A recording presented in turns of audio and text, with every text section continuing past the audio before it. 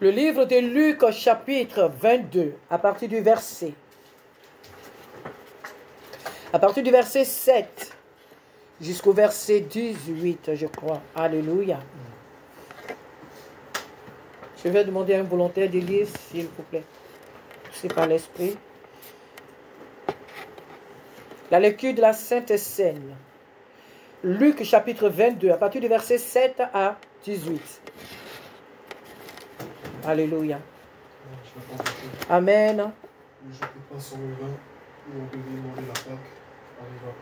Et Jésus envoya Pierre et Jean en disant: Allez nous préparer la Pâque afin que nous la mangions.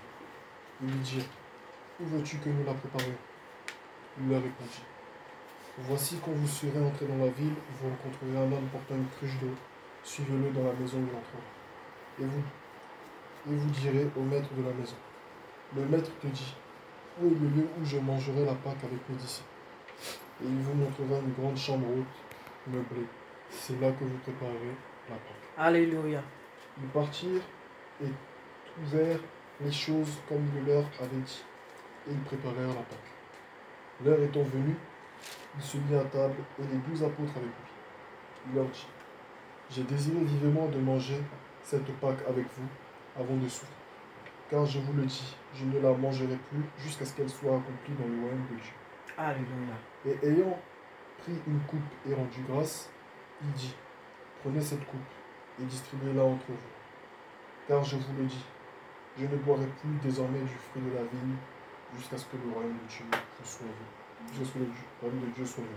Amen. Alléluia. C'est le message du jour. Amen. Notre message du jour est celui de la Sainte Seine. Cette scène, ce repas que nous prenons tous les dimanches. Alléluia. Nous prenons tous les dimanches ce repas. Et beaucoup ne savent pas pourquoi ce repas est pris tous les dimanches. Il est devenu comme un repas, comme un rituel. C'est une habitude. Nous savons tous les dimanches que lorsque nous venons dans la présence de Dieu, il y aura une partie de notre culte réservée à ce partage, à cette scène. Pourquoi? Parce que Jésus nous l'a recommandé. Jésus nous l'a même, je peux dire, imposé. Alléluia. Parce que nous sommes son peuple. Alors, le thème de ce message ce matin a pour titre Faire comme Jésus-Christ. Faire comme Jésus-Christ. Nous devons faire comme Jésus-Christ. Et c'est ce qu'il nous a recommandé ici à travers ce passage. La Bible dit que le jour des pains sans levain, où l'on devait immoler la Pâque, arriva. Et Jésus envoya Pierre et Jean en disant: allez nous préparer la Pâque, afin que nous la mangions. Ils lui dirent: où veux-tu que nous la préparions? Et Jésus va leur donner des indicatifs. Et lorsqu'ils arrivent dans ce lieu, les choses se passent exactement comme Jésus le leur avait dit. Alléluia. Et donc, arrivé dans ce lieu, la Bible nous dit que les disciples, l'homme que Jésus leur avait indiqué, ce que Jésus leur avait dit, effectivement, cet homme leur a préparé ces lieux, la chambre haute. Et c'est là qu'ils ont partagé la Pâque. Nous devons déjà savoir que la Pâque n'a pas été une chose comme ça organisée, comme ça brusquement. La Pâque était déjà fêtée depuis les anciens temps. Alléluia. Depuis le temps des ancêtres, la Pâque était fêtée. Même nous voyons dans le jardin d'Éden la première Pâque, où notre Dieu a tué un animal pour pouvoir revêtir nos ancêtres qui devaient, à cause de leur désobéissance, que Dieu a chassé du jardin. La Pâque a été célébrée depuis, je dirais, le jardin d'Éden. Et nous voyons cette Pâque au fil des années, et nous la voyons encore de plus belle au temps des enfants d'Israël dans le pays d'Égypte. Nous avons vu comment cette Pâque, Dieu l'a imposée aux enfants d'Israël pour les épargner, pour les délivrer de la mort. Et cette Pâque a continué jusqu'à nos jours, puisque le Seigneur dit à ses serviteurs que les enfants d'Israël, mon peuple, agira ainsi tout au long de leur vie, jusque dans l'éternité. Jusque longtemps, cette fête doit être célébrée. Et donc, nous avons vu des rois, ceux qui ont été obéissants. Nous avons vu qu'ils ont célébré cette Pâque. Nous avons vu, au temps de Jésus, ce que lui-même, qui est venu, comment il a bouclé les choses, comment il a fait. Alors, qu'est-ce que ce matin nous devons voir dans cette scène? Cette scène, déjà, nous voyons que le symbole même, le pain qui représente le corps de Christ. Nous ne le mangeons pas comme ça en entier, si je peux le dire comme ça. Mais ce pain-là, il est brisé. Ce pain-là est coupé en deux. Et ensuite, nous le départageons en petits morceaux, quelquefois, pour que chacun de nous dans le culte puisse avoir sa part. Mais déjà, ce pain a été coupé. Et c'est ainsi que notre Père Jésus-Christ a été coupé. Jésus-Christ a été maître déchiqueté pour que toi et moi, nous ayons une part à lui. Le corps de Jésus-Christ a été meurtri. Ils l'ont flagellé. Ils l'ont déchiré avec des pointes pour que toi et moi, nous puissions avoir notre part. Jésus-Christ a été brisé. Alléluia. Pour que toi et moi, nous soyons sauvés. Alors, ce que cela nous ramène ce matin, ce geste, cet acte, le Seigneur nous appelle aussi, nous, qui mangeons son corps, qui buvons son sang. Le Seigneur nous invite aussi à être des êtres brisés. Alléluia. Nous ne devons pas manger parce qu'il faut manger. Chaque fois que tu manges un morceau de pain qui concerne la Sainte Seine, tu dois savoir que toi aussi, pour servir Dieu, tu dois aussi être brisé. Nous ne pouvons servir Dieu en entier. C'est impossible. Nous ne pouvons servir Dieu avec nos caractères. Nous ne pouvons servir le Dieu vivant avec nos habitudes à nous. Nous ne pouvons servir Dieu avec notre mentalité humaine. Nous ne pouvons servir Dieu avec nos raisonnements. Nous devons être brisés. Comme le Fils du Dieu vivant a été brisé lui-même pour pouvoir nous sauver. En ayant cet en posant cet acte, Christ nous invite aussi à être des êtres brisés.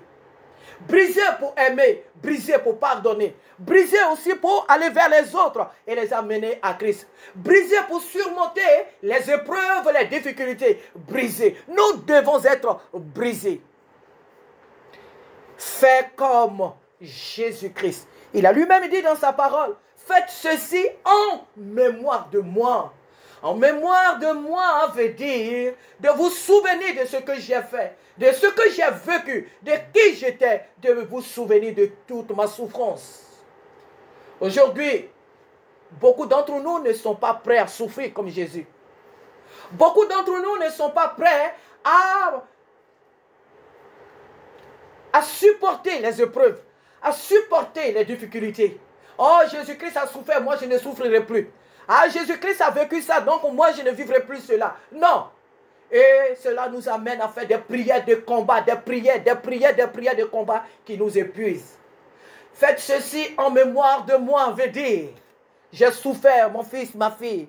Tu dois aussi connaître la souffrance. Peut-être que nous ne serons pas cloués à la croix comme lui. Mais nous devons savoir que la vie chrétienne n'est pas un fleuve tranquille. La vie chrétienne n'est pas un fleuve tranquille. À partir du moment où nous avons accepté Jésus-Christ, sachons que nous sommes engagés dans une bataille. Depuis le jour où nous avons accepté Jésus-Christ comme notre Seigneur et Sauveur, depuis que les regards du Père se sont posés sur nous, nous sommes devenus les ennemis de ce monde. Nous sommes devenus les ennemis de ce monde. Nous ne devons pas chercher à nous faire aimer par qui que ce soit. Alléluia. Nous ne devons pas chercher à nous faire aimer par qui que ce soit. Nous sommes les ennemis de ce monde. Que tu le veuilles ou pas, tu es l'ennemi de Satan. Tu es l'ennemi de ce monde. Et même dans ta propre famille, pour ceux qui ne connaissent pas le Seigneur, tu es ennemi de ta propre famille.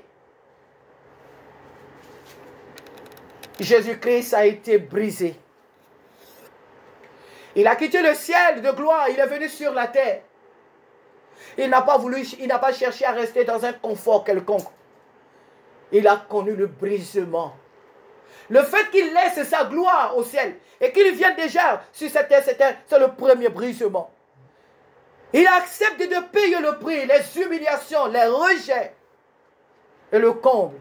Les mains que les hommes ont portées sur lui, la couronne d'épines, son dos, son corps tout entier a été déchiré. Jésus était méconnaissable. La vie chrétienne, ce n'est pas une vie, si je peux dire même paisible, où il n'y a pas d'épreuve, il n'y a pas de difficulté. La paix que Christ nous a donnée, elle est à l'intérieur de nous. La paix que Jésus nous a donnée, nous a laissée, elle est à l'intérieur de nous. Ça veut dire qu'au milieu même des épreuves, au milieu même des maladies, tu as cette assurance que Dieu est avec toi, que ton Dieu est avec toi, que tu es sauvé et qu'il ne t'a pas abandonné. J'avais commencé à lire, je ne sais pas, les épîtres de Paul. Je ne sais plus si c'était les actes. Non, les actes, ce n'est pas lui qui a écrit. Mais ces autres épîtres plutôt, j'avais commencé à lire. Et, chers frères et sœurs, j'ai vu. Le Saint-Esprit m'a amené à voir que l'apôtre Paul, la maladie dont il parle, l'apôtre Paul était vraiment, comment on appelle, le truc qu'il avait dans l'œil, la charte, je crois on appelle, les chartes qu'il avait dans l'œil, c'était vraiment grave. Ce n'était pas un petit truc comme ça que Paul avait. Son œil il avait vraiment un problème dans l'œil.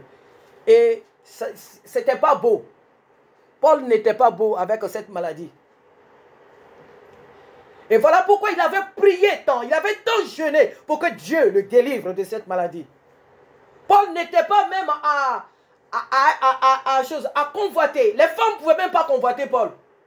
Il le dit, hein, l'apôtre Paul les femmes ne pouvaient même pas. Bon, souvent quand un homme de Dieu, il a l'onction de Dieu sur lui, la beauté, la grâce et la faveur de Dieu attirent, c'est vrai, sur lui, chose comme on appelle la faveur aussi des hommes et tout. Les regards des hommes, c'est vrai. Mais l'état de Paul, physiquement parlant, charnellement parlant, l'état de Paul n'était pas beau à voir. Quand je lisais l'épître, je l'ai ressenti. J'ai vu que les chartes qu'il avait, c'était grave. Voilà pourquoi il avait prié pour que Dieu le libère. Et le Seigneur lui a dit, ma grâce te suffit. Ma grâce te suffit. Alléluia. Jésus nous appelle à être brisés. Parce que lui, il a connu le brisement. Pour nous sauver, il a été brisé. Lorsque tu prends la Sainte Seine, ne la prends pas comme une nourriture vulgaire, comme une nourriture habituelle, comme une tradition dans l'église. Non, les autres le font, donc je le fais. Non, les autres prennent la Sainte Seine, donc moi aussi je la prends. Nous devons aspirer à ce que ce repas transforme notre vie à l'image de Jésus-Christ. Nous devons aspirer à ressembler l'auteur de ce repas. Est-ce que depuis que je sers Dieu, est-ce que je suis vraiment brisé? Est-ce que j'ai vraiment connu le brisement? Est-ce que je sais ce que c'est qu'être brisé? Est-ce que je suis vraiment brisé? Est-ce que vraiment je connais le brisement? C'est que le brisement, est-ce que je le connais? Et si je ne le connais pas, et si je n'ai pas été brisé, c'est l'occasion ce matin de le rechercher. Alléluia. Recherchons le brisement pour servir Dieu, pour être efficace dans le ministère, pour être efficace dans l'œuvre, pour être efficace dans le sacerdoce. Il nous faut le brisement. Christ a été brisé pour être parfait. Christ a été brisé pour nous sauver. Si nous ne sommes pas brisés comme lui, nous ne pourrons pas servir efficacement notre Dieu. Bien que nous soyons sauvés, mais nous ne pourrons pas faire efficacement l'œuvre de Dieu. Amen. Parce que nous ne sommes pas sauvés à cause de nos œuvres. Non, nous sommes sauvés par la grâce. Voilà pourquoi j'ai dit que même si nous ne sommes pas brisés, nous sommes sauvés par la grâce de Dieu. Mais nous ne pourrons pas efficacement servir Dieu si nous ne sommes pas brisés comme le Maître. La Sainte Seine fait de nous rend semblables au Maître. Voilà pourquoi il dit, faites ceci en mémoire de moi, veut dire, faites ceci pour devenir comme moi, pour faire comme moi, pour parler comme moi, pour penser comme moi, pour marcher comme moi, pour agir comme moi. Faites ceci en mémoire de moi. Ensuite, son sang a coulé. Et nous savons que le sang, c'est la vie. Si un être humain n'a plus de sang, si un être, même un animal, quand tu n'as plus le sang, ça veut dire que tu es mort. Le sang, c'est la vie. Son corps a été déchiré. Ensuite, son sang a coulé. Jésus a perdu même son sang. Pour toi et pour moi, il l'a fait. Jusqu'où nous sommes capables de souffrir pour le Seigneur. Jusqu'où nous sommes capables de faire des sacrifices pour le Seigneur. Jusqu'où tu es capable de jeûner et de prier pour ton frère, pour ta soeur, pour ta nation, pour ta famille, pour ton mari, pour tes enfants, pour ta femme. Jusqu'où tu es capable de payer le prix pour que le nom de Jésus-Christ soit glorifié dans la ville, dans le pays, dans le village, dans ta famille. Jusqu'où tu es capable de payer le prix pour cela. Jusqu'où. La Bible nous dit que dans le jardin de Gethsémane, Jésus a prié et sa sueur était devenue comme des grumeaux de sang. Jusqu'où toi et moi nous sommes capables de payer le prix dans la prière pour que le nom de Jésus-Christ puisse être glorifié sur cette terre. L'opprobre, l'immoralité, et j'en passe, le mal a envahi la terre. Qui de nous va payer le prix à genoux? Qui de nous va payer le prix? Qui de nous va perdre sa propre vie pour que Jésus-Christ soit glorifié? Qui de nous va perdre son honneur? Qui de nous va perdre son temps? Qui de nous va arrêter de se promener n'importe comment et consacrer son temps à la prière pour que le Saint-Esprit se manifeste là où nous sommes et là où nous envoie? Qui de nous est capable de payer ce prix? Jésus, son sang a coulé. C'était la vie qu'il avait. Son sang a coulé à la croix. Le fait qu'on le blesse, les choses ne se sont pas arrêtées là. Son sang, Jésus s'est vidé de son sang. Son sang a coulé. Voilà pourquoi il a rendu là. Le sang, c'est la vie. Ta vie te coûte trop cher. Tu passes ton temps à manger, à boire, t'habiller, te promener et je ne sais quoi. Ta vie, elle te coûte très cher. La Bible nous dit dans les épîtres, si je vis, ce n'est plus moi qui vis, mais c'est Christ qui vit en moi. C'est l'apôtre Paul qui le dit. Si je vis, ce n'est plus moi qui vis, c'est Christ qui vit en moi. Jeunes gens, nous vivons une époque très très difficile et dangereuse. Si nous ne prenons pas du temps, dans la présence de Dieu, si nous ne payons pas le prix auprès, sinon au pied du Seigneur, si nous ne prenons pas du temps pour ressembler à celui que nous croyons servir, si la Sainte Seine que nous prenons tous les dimanches est pour nous un simple repas, un petit repas vulgaire, un petit repas, je ne dirais pas vulgaire, mais un petit repas que nous prenons tous les dimanches, oh c'est la Sainte Seine, on le prend, on boit, et puis la vie s'arrête là. Non, la Sainte Seine est plus que cela. Ce repas est plus que ce que nos yeux naturels voient. Il a le corps et le sang de l'agneau. Et il nous dit, faites ceci en mémoire de moi. Nous devons passer par là. Peut-être que les gens ne vont pas te flageller comme Christ. Mais les épreuves et les difficultés, sache que tu vas les connaître. Car la Bible nous dit encore, quiconque veut vivre pieusement sera persécuté. Jusqu'où tu es capable de payer le prix pour le Seigneur. Son corps a été meurtri. Son sang a coulé. Toi, est-ce que ton corps, ta dignité peut être bafouée? Ton honneur, à cause de Jésus-Christ, peut être bafoué. Est-ce qu'à cause de Jésus-Christ, tu peux perdre le travail que tu fais maintenant? Est-ce qu'à cause de Jésus-Christ, tu peux perdre tes études maintenant? Est-ce qu'à cause de Jésus-Christ, tes parents peuvent te renier maintenant? Est-ce qu'à cause de Jésus-Christ, tu peux perdre même tout ce que tu avais comme espérance ou, je ne sais pas, vision pour ta vie? Jusqu'où ta foi est capable de se lever pour le Seigneur? Jusqu'où? Jésus-Christ n'a pas hésité. Il est descendu et il allait tout droit. Il était tout droit dans ses bottes. Comme les chérubins, quand ils marchent, ils vont tout droit. Et si Jésus-Christ a marché tout droit dans son ministère, Il ne s'est pas détourné de sa vision. Malgré tout ce qui se passe autour de lui, ses propres frères même se moquaient de lui. Ses petits frères le ridiculisaient, le bafouaient dans son ministère. Il ne croyait pas. Et on n'a pas entendu dans la Bible un instant où Marie a dit à ses enfants, non, ne le faites pas. On n'a pas entendu ça dans la Bible. Même si elle savait qui était son fils, mais elle n'a pas dit à ses fils de ne pas parler ainsi à leur grand frère. Une mère dans une famille doit interdire ses enfants de faire certaines choses. C'est qui n'est pas bien. Marie n'a pas empêché ses fils de parler ainsi à Jésus. Comme tu veux être vu du monde, mais il faut aller. Il y avait une grande fête en Israël.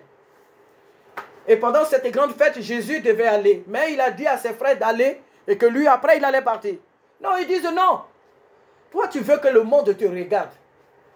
Tu veux que les gens n'ont qu'à s'incliner devant toi. Donc, à cette fête-là, c'est une très bonne occasion. Comme il y a du monde là-bas, il faut aller. C'était une façon de se moquer de lui.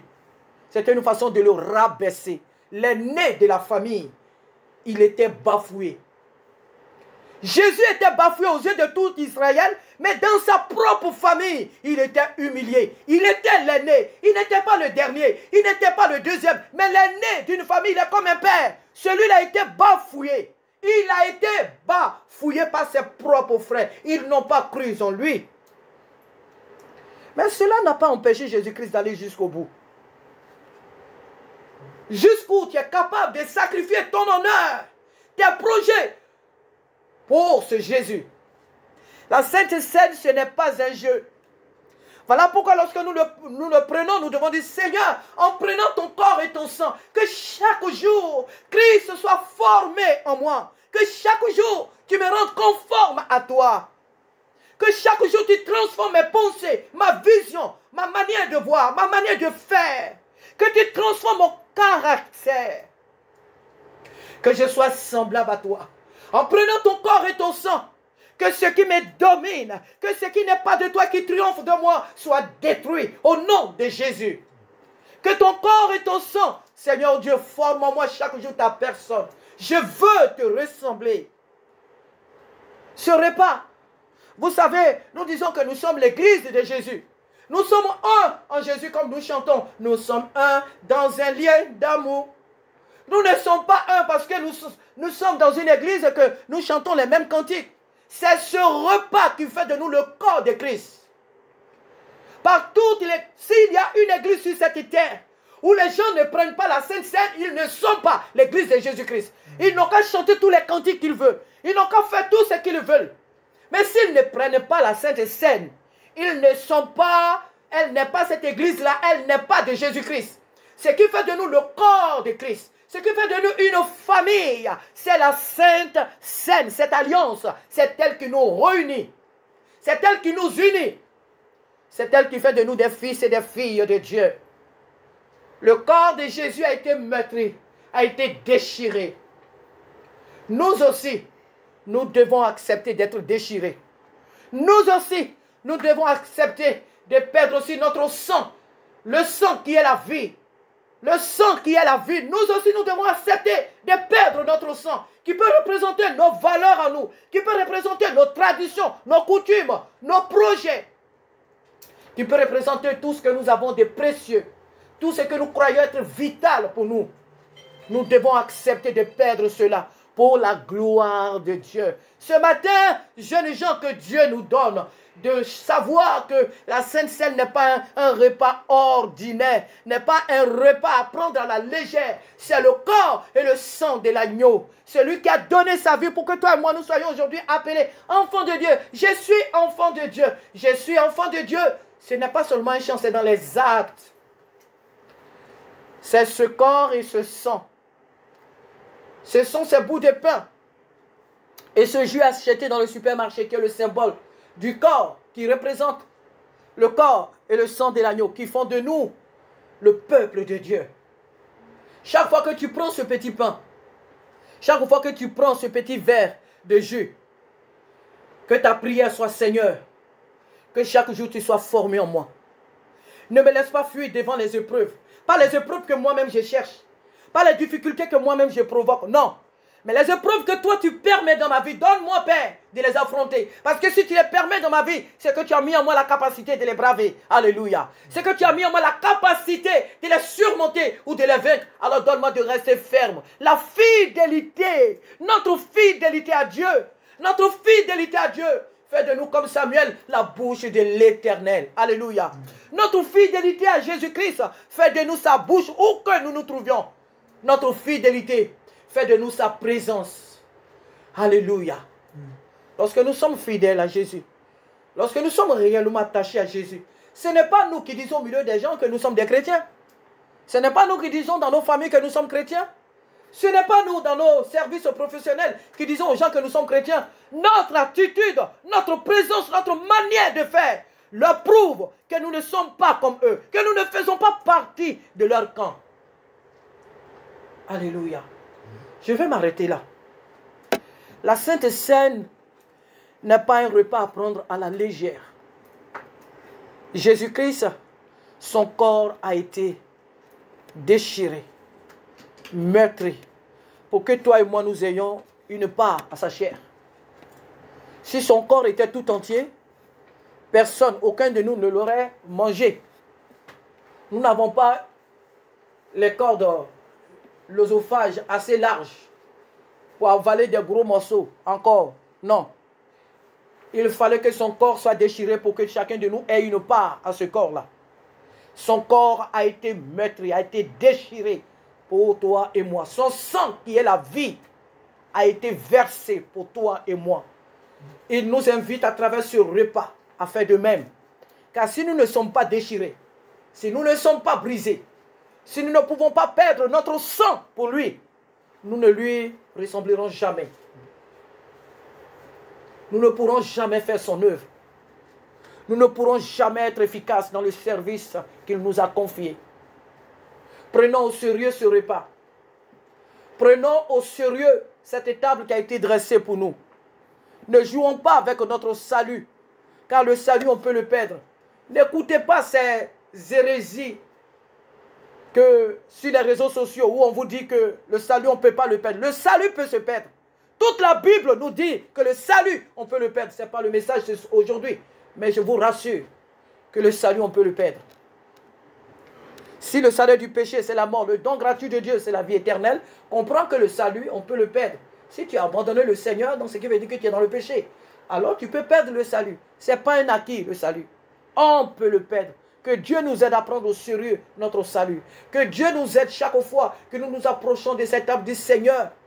Je veux être comme toi. Je ne veux pas chercher les épreuves moi-même, mais je veux celles que toi tu m'envoies. Je veux, Seigneur, oh Dieu, les vivre et je veux les braver, je veux les vaincre parce que je sais que tu es avec moi. Apprends-moi à être comme toi. Là où je ne suis pas encore brisé, là où mon comportement n'est pas encore comme tu le désires, j'ai besoin de toi. Viens me changer, viens me briser, Seigneur, viens me transformer. Seigneur, rends-moi semblable à toi. Voilà pourquoi il a dit, faites ceci en mémoire de moi. Et nous devons nous souvenir chaque fois que notre maître, le chemin par où il est passé, nous qui sommes les disciples, nous devons y passer car les disciples suivent leur maître. Et les disciples doivent ressembler à leur maître. Sinon tu n'es pas le disciple, tu n'es qu'un usurpateur. Tu n'es qu'un étranger ou une étrangère. Si tu refuses de faire ou d'être comme le maître, tu n'es qu'un usurpateur, tu n'es qu'un mercenaire, tu n'es qu'un voleur, tu n'es qu'une étrangère ou un étranger dans cette bergerie. Mais gloire soit rendue ce matin à notre Dieu, car nous sommes les fils et les filles du royaume. Alléluia. Nous sommes les fils et les filles du royaume. Jésus nous a racheté un grand prix. Nous n'y arriverons pas jamais de par nos propres efforts. Nous n'y arriverons jamais. Mais si nous le demandons au Seigneur, si nous le déclarons, Seigneur, j'ai besoin de toi. Seigneur, j'ai besoin de toi. Viens mon secours. Il viendra car il a dit, je me tiens à la porte et je frappe. Si quelqu'un entend ma voix et qu'il m'ouvre la porte, j'entrerai chez lui, je souperai avec lui et lui avec moi. Venez à moi, vous tous qui êtes fatigués, chargés, et je vous donnerai du repos, dit le Seigneur. Alléluia. Que Dieu nous bénisse ce matin. Que le Seigneur nous aide à lui ressembler. Que le Seigneur nous aide à marcher comme il a marché. Au nom de Jésus-Christ. Amen.